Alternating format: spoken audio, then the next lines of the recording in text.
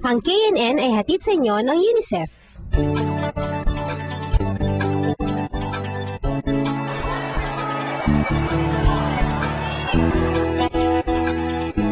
Sa Ramon Magsaysay High School dito sa Quezon City ang binisita ngayon ng KNN. At kasama natin ngayon sina Angelo at Karen na mga reporters ng Manila Bureau. Okay, Angelo, alam mo maraming mga kabataan ang gusto maging KNN reporter tulad mo. Sa tingin mo, ano ba dapat yung mga katangian ng isang KNN reporter? Siyempre bilang KNN reporter, dapat matanong ka, makusisa, mapagsusisa sa paligid, magbabasa ng dyaryo o nakikinig sa radyo at telebisyon. Pero dapat din masipag na at dedicated bilang KNN reporter. Wow! Isa si Karen sa mga nag-shoot ng una nating report. So, kamusta naman? I can say na hirapan kami sa shoot kasi we were trying to accomplish two tasks at the same time. Yun ay makakuha ng magagandang shots para sa story at pag-explain sa mga fan kung bakit lagi namin silang sinusundan.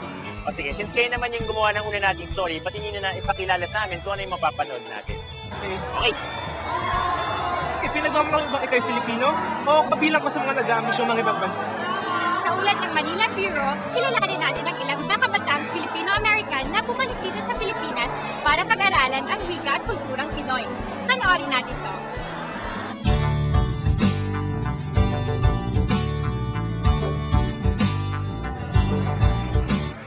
Medal, diploma, mga estudyanteng umaakyat sa entablado. Graduation? Teka. Hindi pa naman katapusan ng klase Ito ang pagtatapos ng 27 kabataang Filipino-Americans na lumahok sa 2005 Intensive Philippine Studies Program ng University of the Philippines, Diliman. Ang Philippine Studies Program o PSP ay proyektong sinimula ng UP College of Arts and Letters noong 1995. Ito ay para sa mga kabataang Pilipinong bagamat nasa ibang bansa ay nagnanais matutunan ang kultura, kasaysayan at lipunan ng ating bansa. So yung programa naman meron siyang iba't ibang components. So syempre may language component kung saan pwede sila mag-aral ng Filipino. Meron kaming lectures kung saan yung lectures medyo tinuturo sa kanila yung history of the Philippines, Philippine economy, Philippine politics, Philippine culture. Tapos meron kaming culture workshops, no? Yung iba the dance workshop, music workshop, tsaka traditional visual arts. Sa ilalim ng programang ito'y tinuturuan sila ng iba't ibang sining na Pinoy, gaya ng paghahabi ng mga basket at paggawa ng mga makukulay na keeping, mga katutubong sayaw, at syempre, ang wikang Filipino. Nagkaroon din sila ng mga educational field trips sa mga museo, pabrika at mga sakahan. Pero, sa lahat ng pinuntahan nila, ang tumatak sa kanilang isipan ay ang nakita nila sa Batasan National High School. In LA, it's 30 students to one teacher. Here is like 65 to one students. The school days are from 8 to 3, where here it's broken up into two periods, like morning and then there's a night period. Mukhang marami pa nga silang dapat malaman, di lamang tungkol sa ating kultura, kundi pati na rin sa buhay ng maraming Pilipino. Ang ilan sa kanila ay naririto sa kauna-unahang pagkakataon o di kaya na may napapadpad lang kapag bakasyon. Karamihan sa mga kabataang ito ay ipinanganak at lumaki sa Amerika. Isa na rito si Neil. I grew up in Jersey City, New Jersey. It's a urban area. There are a lot of Filipinos that live there. Parehong Pilipino ang mga magulang ni Neil. Pero ang alam lang niya sa pagiging Pinoy, as far as practices, they cook Filipino food. They cook adobo or sinigang. The food was my only connection to the tradition. In your school, who were your friends? Were they Filipino Americans too? I had a mix of friends. I had a lot of Filipino friends and a lot of friends with different cultures. Jersey City is a very diverse city, so I have had the chances to. I have friends that are of different backgrounds. Have you experienced any discrimination? When I was growing up, yeah, very subtle discrimination, calling me names or anything like that.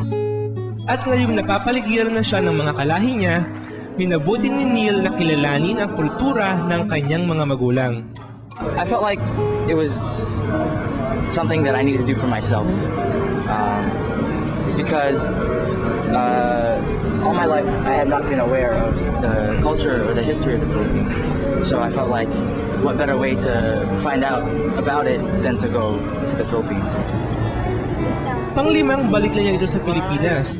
Pero kung noong una ay bakasyonista lamang siya, ngayon ay naniniwala si Neil na may responsibilidad siyang maging higit sa isang turista. I was very comfortable living at home, but then now I felt it's about time that I step out of my shell. It's time that I experience, what my parents went through or what the people here do, just because, I do have a connection to this place. Hindi naman nabigo si Neil sa pagsali sa PSP ng UP Diliman. Being able to know what's happening in your own country, it gives you a good foundation to base off of, seeing other cultures, being able to make connections. At tulad ni Neil, positibo rin ang tugon ng ibang mga kabataan sa PSP. Yung mga Filipino-Americans, lalo na, gusto talaga nilang malaman yung heritage nila. Gusto nilang matuto talaga ng Filipino language, no? And at the same time, makita yung problems, ng Philippine society. Bagamat marami silang natutunan sa programang ito, hindi kasama sa kanilang graduation ang pagtatapos ng mga aral na napulot nila mula sa Philippine Studies Program.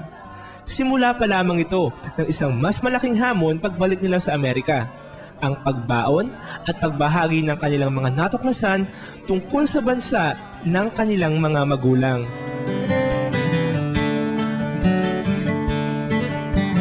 So when you go back to the US, what will you tell your friends about the Philippines? I like to show my picture. So if I show like a picture and they say, then I'll be able to base what I want to tell them. I guess the main thing is that, I've had a good experience, a life-changing experience, that I know what the Philippines is now, and I'm not as lost as I was, 2 years ago.